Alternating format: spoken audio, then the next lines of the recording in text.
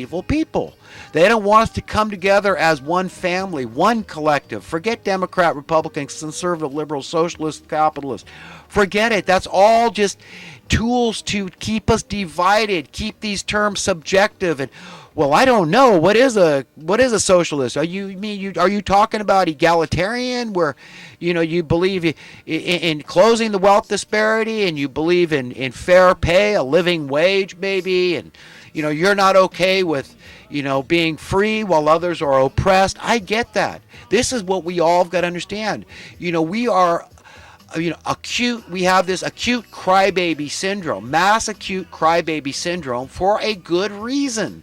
We want to cut our wrists, metaphorically speaking, for a reason. Okay, we are anxious. Okay, we are angry. We are frustrated. We are indignant for a reason, a good and valid reason. And we need to try to get to the bottom of it. And that's what I'm doing. That's what others do. And the reason is because I know that if I can lift one person out of darkness, they are in a position to lift another person out of darkness. So all you have to do is have a mind that's clear. Understand things from God's point of view. That's it. All you're doing is taking a divine point of view. You're saying, God, please help me to keep this all very simple. Help me to go out there and do your bidding, because I know at the end of the day that is going to bring me the most happiness, true happiness. And of course, happiness is comprised of a lot of different facets, a lot of different ingredients, a lot of different components are involved in overall happiness, right? You want to feel joyful. You want to feel free. You want to be liberated. You want to feel safe. That means secure. That means out of fear, right? So all these things are part and parcel and involved in why I bother to speak out, even if nobody's listening, or if one person listens that I'm successful with reaching, and they say, wait a minute, this guy really, if you want to describe me as somebody, all I want to do is be a friend to man. That's it. That's all I really want to do.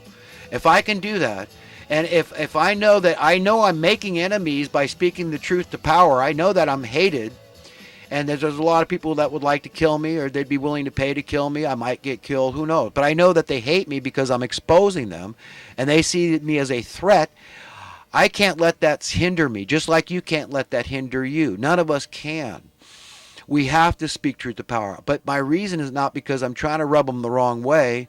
I'm not trying to make an enemy. And I know that they can in no way someday, in any justifiable way, spit on my grave, metaphorically speaking, okay, or literally, whatever. But you understand where this is going. I'm just trying to be a friend to humanity. I'm trying to be a good brother. That's it. That's it. I'm trying to say, you know what? I'm just this fallible, sinful human guy, okay?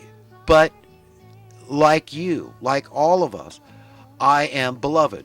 Above all else on earth, I am worth more. You are worth more than all the real estate, all the precious gems and metals out there, all the timber and agriculture and fish.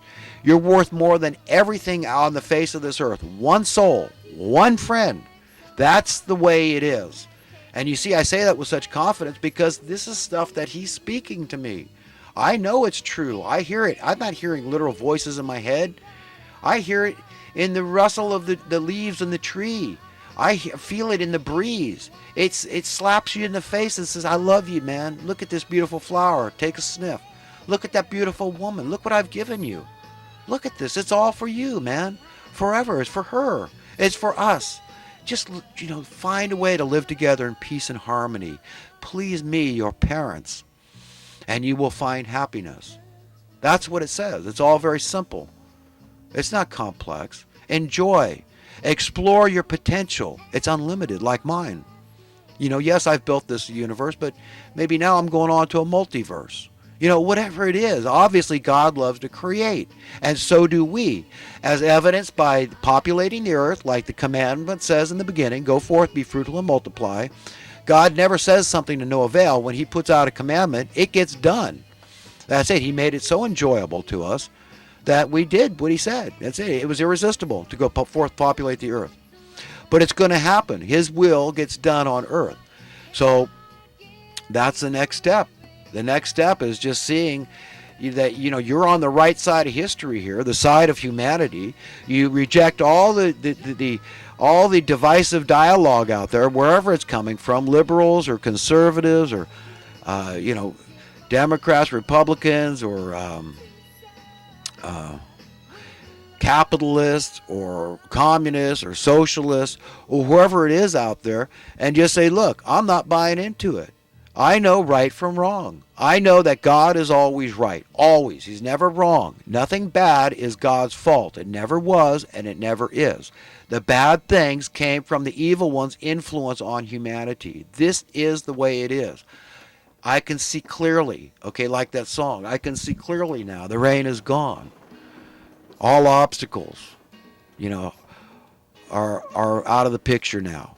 And that's what we've got to do. We've got to just say, you know what? I'm so glad that I could be a numbskull. I could keep it simple and still grasp the truth, the whole truth, and nothing but the truth. And be a holy, righteous, and upright human being. Just be a good friend, good neighbor, a good brother or sister to humanity. And you will find real, solid, tangible happiness someday. Happiness you can sink your teeth in. All-encompassing happiness. All-encompassing freedom. When you realize, look, this thing can work. We can have a divine society. Heaven doesn't have to be this wispy place, that's just in my imagination, but it could be a real, tangible place that involves a society of human beings, because heaven would be heaven if we were lonely. There's got to be other souls there to do stuff with and hang out with and share with. That's it. That's our nature. We're like little children, And before I end this video, I see my light is flashing. That means I have about 5 minutes, 4 minutes now. I wanted to say something in regard to our nature and character and what might assist people in becoming more the kind of person they personally will like and that other people will find more likable.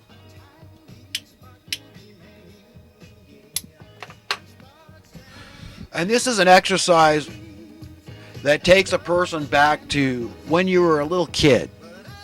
Now, I'm going to address this differently for men than women, but when I was a little boy, say around 6, 7 years old, I was very innocent. I'd never been bullied before because of the other, your peers in school, they were all at that age, they were all pretty innocent, and they were all pretty nice. Unless somebody had like a violence at home or something, where they had some issue, they were maybe just quiet or uptight kids, but at that age, generally you hadn't been bullied, and you had a look in your countenance. It was a pure look. It was really closer to God. This is where Jesus said, he said, lest you be like little children, you shall not enter the kingdom of heaven.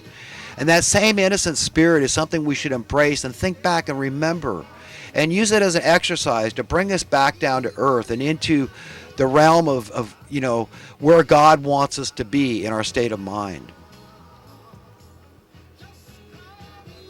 For girls, I don't know, it might be a little different, but they go through similar stuff too. But, they're a lot less prone to violence. Men have issues, we're much more aggressive and animalistic in that regard. It's all part of the way that God made things with the male and female, the differences we have. We're more the warrior that takes the brunt of things. And we just have different, different modes of operation. But we work together complementary very well, the man and the woman. One last thing I wanted to point out and explain to people is why I'm such a champion of the poor. And it goes deep. It's not that my family was particularly poor growing up. I lived in Europe, did a lot of stuff, but basically on disability. My dad's meager disability, VA disability from multiple sclerosis, got us, I lived in Europe, and he bought a little boat he fixed, and I traveled with him. I was a little boy in the Mediterranean. This is some of my experience when I was like 9 years old. I lived in England from 8 to 9, and that's where we bought the boat and fixed it up, and I lived all around England and went to a pub first time when I was 10. But one of the places I visited was Spain I've been to, and I lived on Malta for almost a year. I lived in Ireland for a year when I was 10. But in sailing around the Mediterranean with my dad, one of the places we came to was Naples, Italy, poverty-stricken. And I remember that we had these extra cabbages that we weren't going to be able to eat on the boat. A cabbage is a vegetable that a lot of sailors keep because it lasts so well, naturally. But we were going under this bridge to town, going out to eat or something. And there was a family living under the bridge, beds, the whole bit, all their personal effects under the bridge. And I'll never forget this teenage boy, the way he just leapt out of bed. He grabbed the cabbage and he just started gnawing into it. At 9 years old, I have never witnessed anything that affected me so profoundly. And all my life, I've wanted to get to the bottom of this thing. And I know who's at the top. And I want you to know too what is entailed, what's involved in order for humanity to extricate ourselves from the will of these people, which is destruction. It's mass genocide. This is what they want. They're very open and candid about these things. So understand that these things I'm talking about are very serious, and we should all care. We should all love. And God bless everybody. I do love everybody, and I do want the best for everybody. Have a good one. We'll talk again sometime.